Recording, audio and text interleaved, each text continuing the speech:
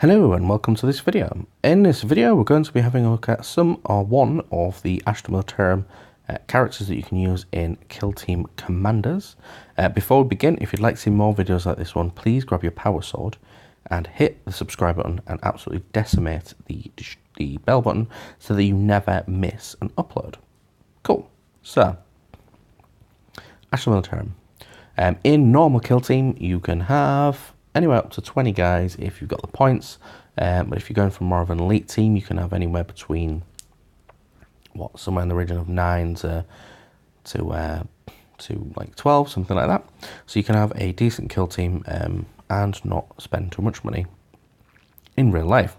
Another good thing about the Untitled Chapter models is, unlike Tyranids, to some extent, and other races, most of you guys look the same, and as long as you give them a good paint job or something to make them stand out, you can have a sergeant model to represent a company commander. So top tip there. We're not really going to be looking at the Commissar, Lord Commissar today. It's more of a case of looking at the platoon commander and the company commander. Let's have a little look at their stats. They're basically the same. With the exception that instead of the company commander, platoon commander having 3 runs, the company commander has 4, and a leadership of 8 on the company as opposed to the 7 on the platoon commander. I probably said that in a really strange way, as ever. So both hit on 3s, both run on 3, strength and toughness 3, attacks 3, leadership variating, and a 5-up save. Okay, so they're armed with a las pistol and frag grenades. So don't even say about a chainsword, so you'd have to buy that as an upgrade, wouldn't you? And here it says, this model may take a chainsword, power sword, or power fist. Okay. This model may replace its las pistol with a bolt gun, bolt pistol, or plasma pistol. It says they have the voice of command, which is good. Which means you can also issue orders. So with the standard 1 in standard kill team, your sergeant can issue an order to one model. A model can only be issued one order, so you couldn't issue 2 separate orders to the same guy. However, you can issue 2 orders with this guy. It then says senior officer. It means that the company commander gives you the ability to do it twice. So in fact, which we're going to have a look at the tactics on here, but I think even if you use the basic kill team, you could effectively get 4 orders off each turn. So if you've watched a previous video or one in the future, I don't know which order I'm doing it in, I did do a video on a plasma kill team for the Untitled Chapter. There may be links in and above somewhere around here, who knows, depends when I've edited the video, blah blah blah, yakety schmackety. Anyway, cut to the chase. The point is you could issue 4 orders, if not more, if there's other options. Okay, so specialists, we get leadership, logistics, shooting, stealth, and strategist. Good gosh. Now I haven't properly done my research on this, so we're going to have a look through it together, and we're going to decide somewhere in the region of where I think we should be going. Inspirational commands is a tactic you get to use at the start of the shooting phase before issuing an order with a platoon commander or company commander from your kill team, blah, blah, blah, blah. When you issue the order, your kill team, when you issue the order, it affects all other friendly models within 6 inches of that model that are not shaken and have not been issued another order in this battle round.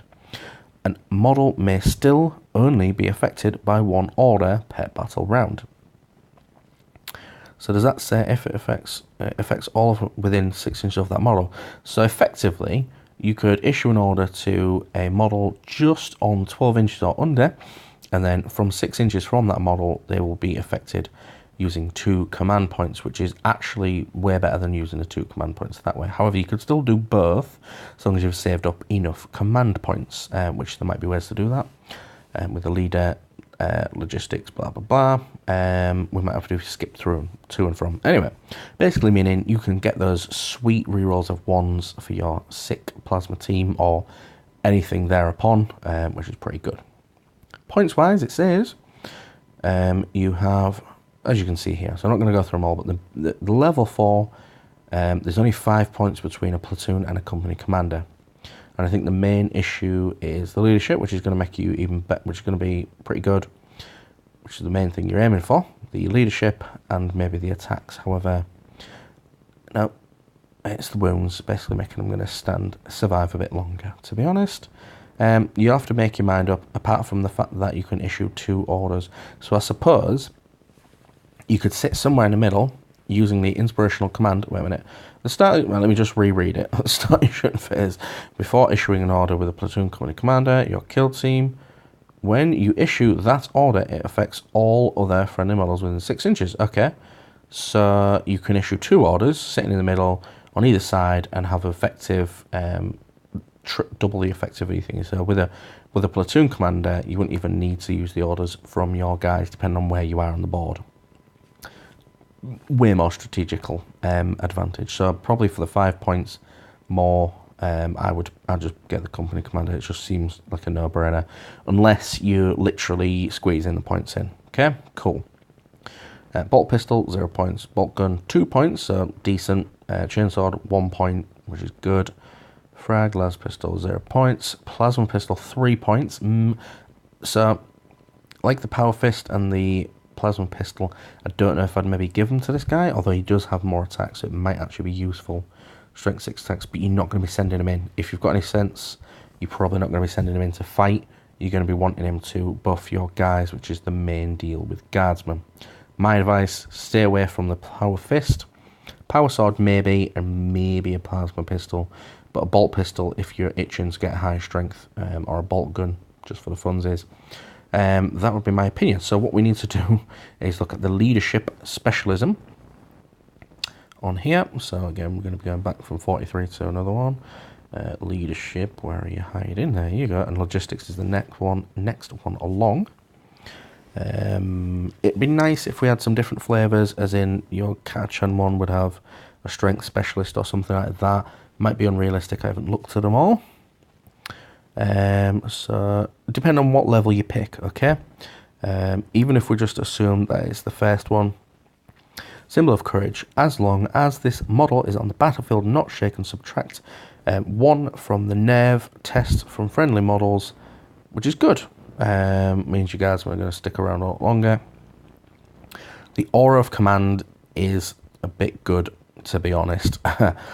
It says aura tactics, meaning that your 12-inch order can actually be, Nicholas, use your maths, 15 inches. And does that also mean that that 6-inch bubble turns into a 9-inch bubble?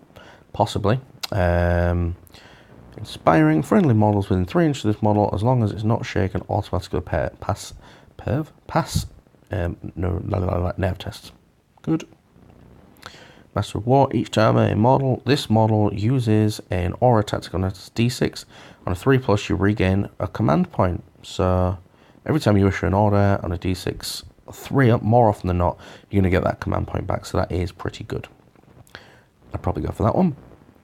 As long as this model is on the battlefield, not shaken, you get 1 command point at the start of each battle round. This command point can only be used on commander tactics. Okay. So I think that the Master of War is better than that one, but it's okay. Grim Determination. Friendly models within 3 inches of this model, as long as it's not shaken, do not suffer penalties for their hit rolls if they have flesh wounds. So that is awesome.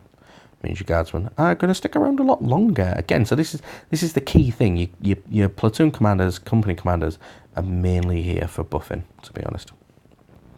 Tenacious. This model always count controls an objective marker within 2 inches of it, even if there are more enemy models, blah, blah, blah. Similar ability, then... Yeah, cool, okay. So, yeah, you could use them to camp on objectives, to be honest, and stand back and camp, which isn't the most honourable of all techniques, but, you can still do it. And then what have we got here? So, yeah, my advice is I'd probably go along the lines of the Aura of Command would be pretty good, and then the Master of War, because you're going to be using them command points. Yeah, that's pretty much it. Logistics is next, isn't it? So, yeah. Ignore AP characteristics or -1 that target this model. Meh, that's kind of okay, but If this model is in your kill team and not out of action, casualty rolls that have been made after the mission will not lose any material. On a D6, on a 2+, that material is not lost. So that's good for, mainly good, obviously, for campaigns and stuff. So this guy's going to keep you guys in the game, the war, longer. Armed to the teeth, though, in each shooting phase, instead of only a single model from your kill team being able to fire a grenade weapon, this model and one other from your kill team may fire a grenade weapon that they are armed with instead of firing any other weapons. Meh, that's alright. I mean, you can use it, it'd be good for a last stand, but, you know. Look at these. Scavenger. If there's models in your kill team, not that much. This is so boring when you read the same thing over and over again.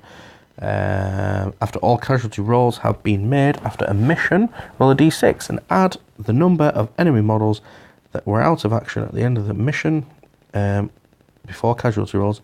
On a 7+, you gain 1 material. Again, it's alright, and I've never played a campaign, so this could actually be way better than I'm making out. Master of Sabotage, we've already read through the most of that bit. Roll a d6 for each opponent that played in the mission. On a 5+, the player being roll for loses 1 material. Could be good. Again, it's mainly down for campaigns. Master Artisan, pick one of this model's weapons, add 1 to that weapon's damage characteristic. So again, for a more offensive and less passive post-game thing, you would probably go for that one.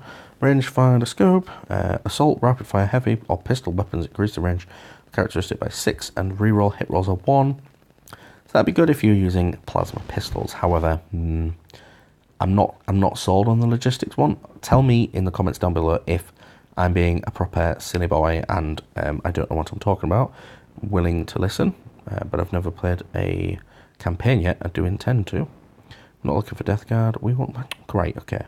We're going to have to just literally scan through it. Ashton with the Derm. Where are you hiding? Have I gone too far? Is it 36? Sorry about this, guys. Yeah, it was. So we can also take Shooting, Stealth, and Strategist. I don't think the Shooting's going to be good for us. Shooting, Stealth, and Strategist is the next 3. So that's good for us, isn't it? Let's have a look. Reroll hit rolls of 1 for this model when making a shooting attack. So you'd probably give him a bolt gun for that, maybe. Trick Shooter.